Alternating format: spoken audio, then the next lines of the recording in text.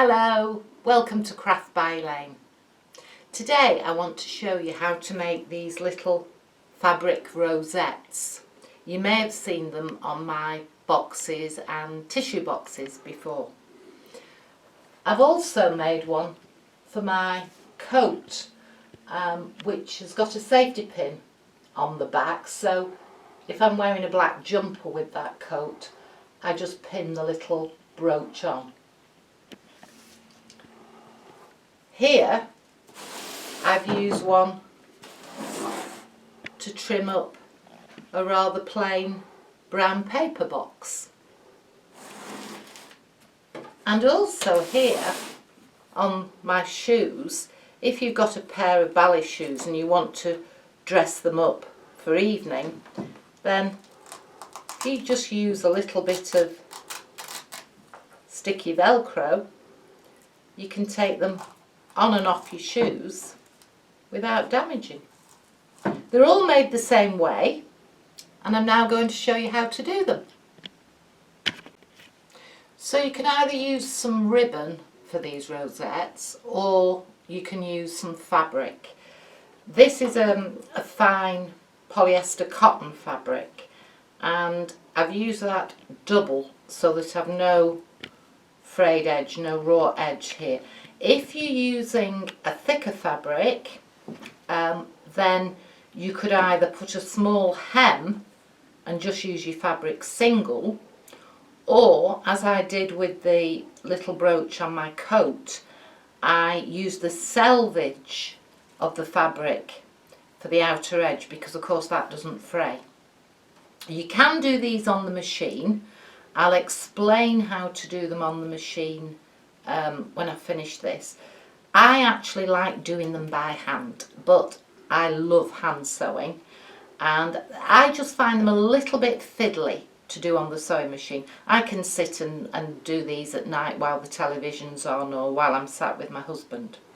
So take your matching thread, or if you haven't got any matching thread, use invisible thread.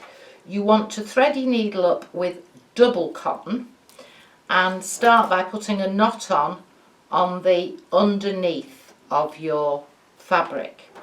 The secret of this really is to make your gathering stitches as small as you can, and you need to get them as close to the edge as possible.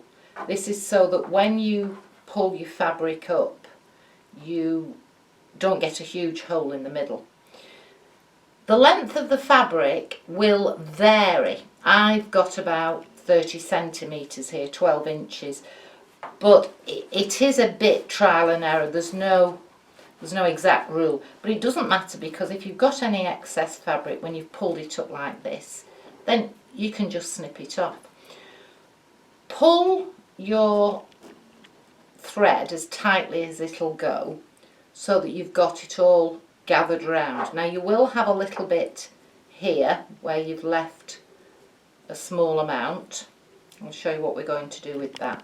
So pull it up as tight as you can and just catch it to the first side where you started, and just use a couple of stitches to anchor that together. This is why it's so important that if you've not got a thread that matches exactly, you want to use an invisible thread. So that's now secure.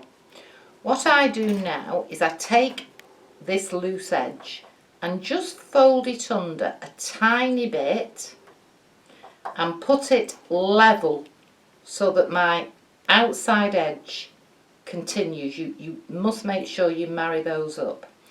Hold it all in place, and then you are going to stab stitch. Now you'll be able to see this second stitch a little bit easier. Come up on right on the edge of that where I've turned it under. Make sure you're using a really sharp needle for this, and then you want to go back virtually in the same place. This means that you'll be really hard pushed to see that stitch. So I've put 2 in, one in the centre, one halfway down, and I'm going to put one just on the edge. Now just to secure this little bit here, to stop it coming away, I then take my thread, and you possibly see it better from the back. I'm going to stitch here, again a little stab stitch, bring it through to the right side,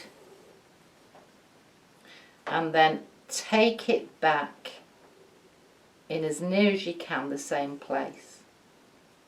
And then you can just do a couple of stitches on the back here. Don't go through all the layers, or else you'll have it coming through on the right side, but you should be able to feel just for that little flap there. Couple of stitches to anchor it off, and that is your little rosette. What I do then is I just sew a little button in the middle, a bigger one, a matching one, or perhaps a contrast of a white one, or indeed if you've got any little jewel bits like we had on the shoe bow. This has come from a pack of crafting supplies from a craft store. That sort of adds a glitzy bit. If you do want to do these on your sewing machine, what you need to do, having got your fabric folded, that's how we started if you remember, take these two outside edges here, make sure you've got the right side of the fabric on the inside, and then you would do a seam there. I'm just going to pin it. Do a seam and either neaten it off or trim it close. Then turn it the right side out, and it makes it helpful if you've already folded your centre. It will just produce a ring, and then you carry on. You will just run your gathering thread round this raw edge here, and it'll pull it in. So the choice is yours which way you want to do it, but have fun. I'm sure you'll find a variety of uses for these,